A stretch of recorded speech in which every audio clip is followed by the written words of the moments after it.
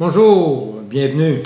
En ce temps de crise de la COVID-19, je me fais demander souvent dernièrement, qu'en pensez-vous, Dr. Larocque, de la crise de la COVID-19?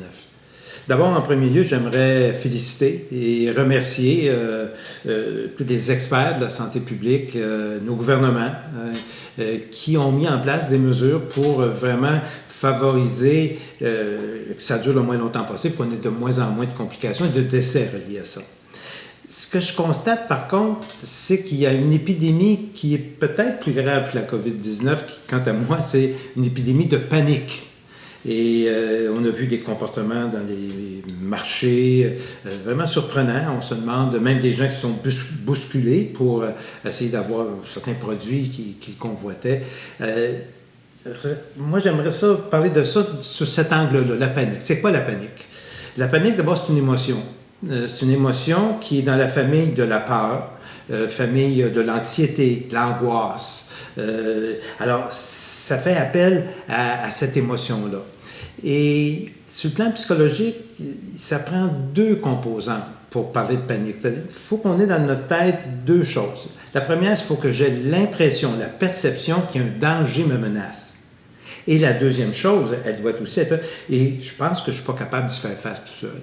Alors, ça prend ces deux-là, un danger et l'impression qu'on ne peut pas y faire face. Je parlais à une patiente hier qui allait très bien, qui avait perdu une douzaine de kilos en quelques semaines, ça allait super bien, mais qui me dit, bon, il faut paniquer parce que la situation est grave, et elle a dévoré au moins 1 litre de crème glacée en 1h30.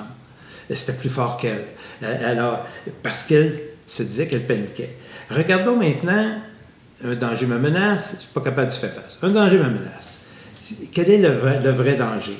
Alors, si on regarde différentes études, dont celles qui sont issues de la Chine, qui a été l'épicentre du mois de janvier, en gros, février, et là, mars, où ça se termine, à Wuhan, en Chine, les données qu'on a là-dessus, où il y a eu plusieurs milliers, 3000 décès et plus, et si on regarde ce document-là, je vous le présente rapidement, mais ce que vous allez voir, c'est que pour ceux qui ont à partir de 10 ans jusqu'à 50 ans, le risque de mourir est de moins de 1%.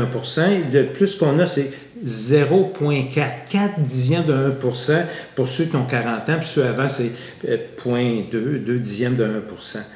Maintenant, évidemment, si vous remarquez, la barre qui était la plus haute, c'est pour les 80 et plus, où le risque de mourir est 15%. Alors, ça veut donc dire qu'il y a 85% des gens de 80 ans et plus, peu importe leur état de santé, qui ne sont pas morts de ça. Alors donc, les personnes qui sont à risque, c'est les personnes plus âgées, d'où les directives émises par les gens de santé publique, et aussi de faire attention de ne pas contaminer les gens plus vieux et les gens malades.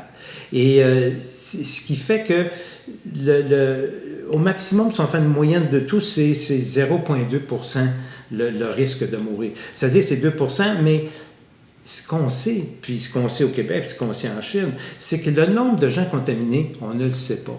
Et on le sous-estime, parce qu'à partir du moment où on a commencé à tester, il y avait déjà probablement des milliers en Chine et même au Québec qui ont dû avoir le virus.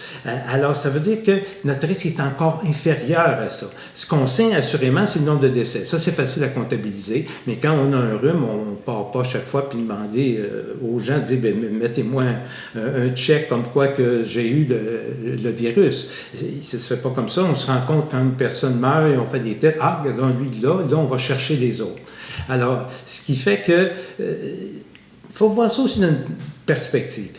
Savez-vous le nombre total de décès par année, toutes causes confondues, au Canada? Il est à 285 000 décès par année au Canada, tout près de 300 000. Si on calcule sur notre population, mettons canadienne, mettons-la autour de 30 millions au Canada, c'est que le risque de mourir de toutes causes confondues, moins de 1%, 1 dixième de 1% de la population. Au Québec, par an, on a 70 000 morts, toutes causes confondues, environ 1% de la population. Alors, si on regarde ça avec les risques de mortalité qu'on connaît dus au virus, c'est vraiment très bas. En conclusion, il faut suivre les recommandations des autorités sanitaires et de nos deux gouvernements. Je pense que c'est excellent et ça va empêcher la propagation de la maladie. C'est l'idéal. Se laver les mains, évidemment, une vingtaine de secondes. Garder la distance, la distanciation sociale et surtout ne pas entrer en contact avec les personnes malades de tout âge et les personnes âgées et malades. Alors, on évite, si on pense qu'on a le virus, et puis même si on n'est pas sûr, de s'abstenir parce que c'est ces gens-là qui sont à risque. Dans notre prochaine vidéo, on va parler de chiffres et de médias dans la propagation de la panique.